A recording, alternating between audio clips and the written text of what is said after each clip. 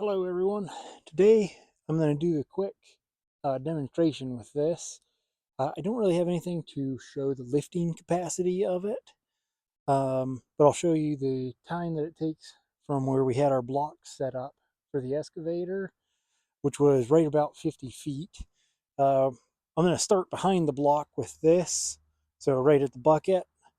But here's a little show of the lifting capacity.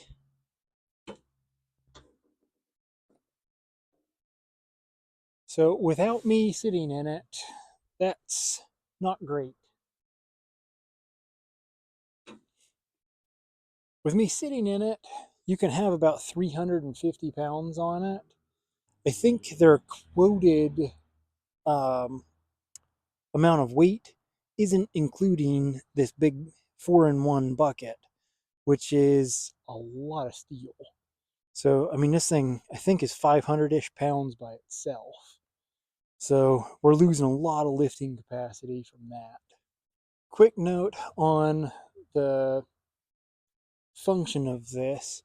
If you have the bucket up a little bit higher than that to drive around, it turns so much better. You can do the tank turn then, one joystick opposites of each other, and it'll spin right around. If you have that lowered, the tires dig right in and you can't really turn. And it becomes quite difficult for stuff. If you happen to pick yourself up one of these style of little excavator, or sorry, little skid steer, they are chain driven inside here. That's something you're going to have to adjust quite frequently. Mine's come loose a couple of times, and I'm in need of a full check over of the machine. All right, you should be able to see the block over there and cinder block over there. Like I said, I haven't moved them, so they should be still measured out right around 50 feet. So let's try it.